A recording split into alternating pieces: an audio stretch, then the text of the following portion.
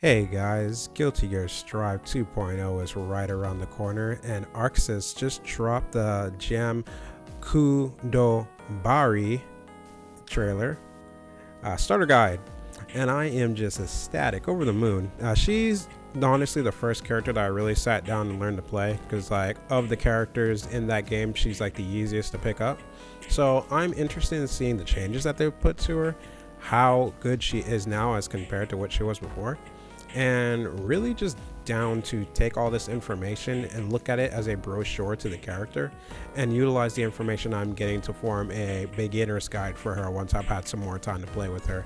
So let's get into it, but first, if you haven't already guys, please like and subscribe to this channel. We love fighting games here, and I promise you there's going to be more and more content to come.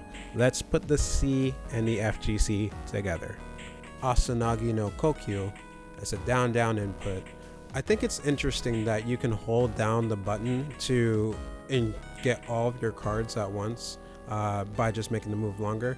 It's really good because if someone tries to zone you out, you can threaten from across the screen, hey, I'm gonna get all my cards, so when I pull up to rock ya, yeah, better be ready for damage.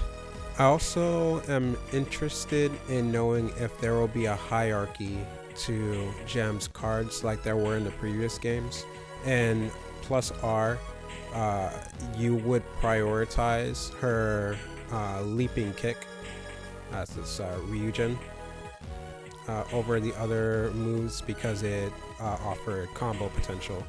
Ryujin has to be my favorite move. It looks really good to send someone flying half screen with Ryujin. I'm interested in seeing if Ryujin will end up being your main priority in cards to pick up because of its ability to automatically wall break with its follow-up when close to the corner. And considering that Ryujin is a combo and whiff punish tool, it could be a really strong way to get into positive bonus. Gekirin looks pretty good. It's a slow startup if you don't drink coffee right before you start playing. Starting up at 28 frames about, and looks like its cross up is 33 frame startup unenhanced. I would say that its true strength lies in its enhanced version. Aside from it looking like it hits from the front at 21 frames, it looks like it hits from cross up at 25, which would be incredibly fast compared to its unenhanced version.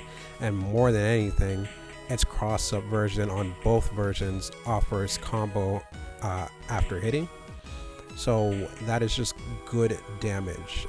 Ryuutsui looks like it's a 17 frame startup. It comes out pretty freaking fast, and it's very threatening considering that its startup looks like Gekirin, so that makes it pretty good for a mix-up tool. What's really nice though is its enhanced version is plus on block. It looks like it might be +4, so basically that guarantees you a close slash if you're right on top of them. And yeah, that offers some very strong strike throw potential there, considering that like if it is indeed +4, basically you never want to press after it, because if you press you die. You basically just have to eat the throw every time. So that's really good. It's a kind of move where you are better off being hit by it than blocked, so it seems pretty good. Bakushuu.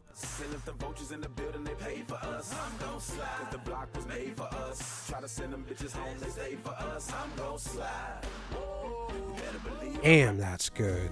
Bakushuu comes out really fast. It looks like it's a high and mid crush. It's basically Giovanna's step dash on crack.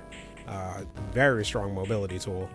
Break is pretty good. It comes out, looks like you can break 10 frames into Bakushuu, so you can use that to try to bait out their normals, or you can use it in a strike throw situation, likely when you don't have enhanced Ryuutsui.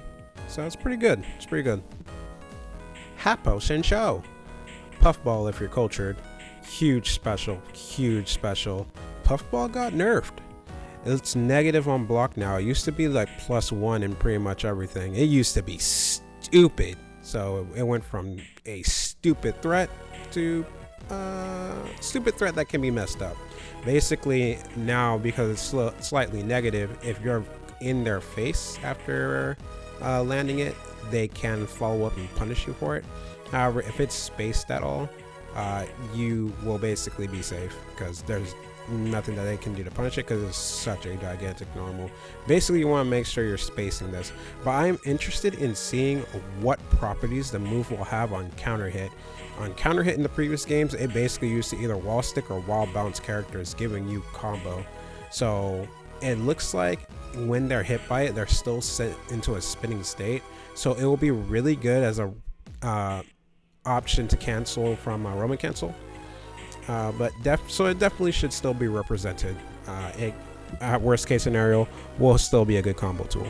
Choujin looks like a strong neutral mid-screen tool. Like basically, it offers really good combo off of normal hit mid-screen if you get the cross up of it, and you can also use your main card specials with easy input by just holding forward and the command for the special. So that's really good. It'll end up changing the trajectory of your move when you're using it. So there's a lot of potential here. Basically, it makes you it makes your moves come out more ambiguously. I think that intermediate gem comes down to your use of this move.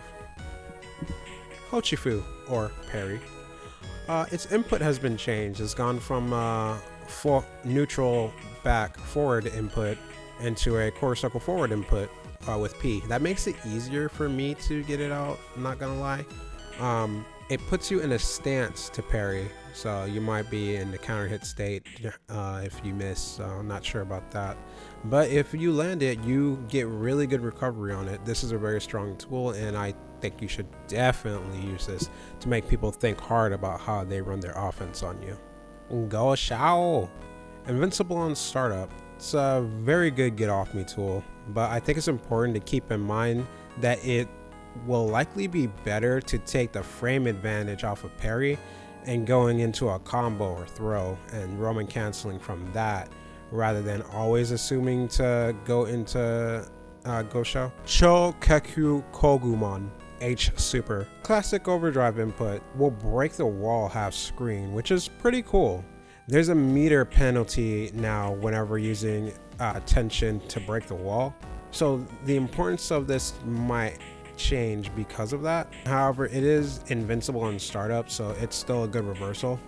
And what's more important about it may actually be that when you're in the back pedal, it may be likely that this will take the opponent into the corner. So it may be more important as its use as an invertibility reversal than its wall breaking potential. Asanagi no Kokyuu, Shinki Kaiten. Sorry, I had to say it like that. Another classic overdrive input. It loads all your cards, so that's just good. I'm interested in seeing its potential to be Roman canceled after using it, and how much damage could one accrue from using at least 2 of your cards in one combo to break the wall. Likely breaking the wall with Ryujin. That could be really good, considering that might be long enough for you to lose the meter penalty. So what do I think about Jam? Honestly, very high mobility.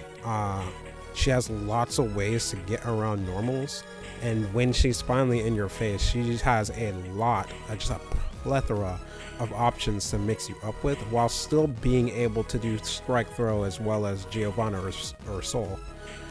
I think that gives her high potential as a character to really just like rock you.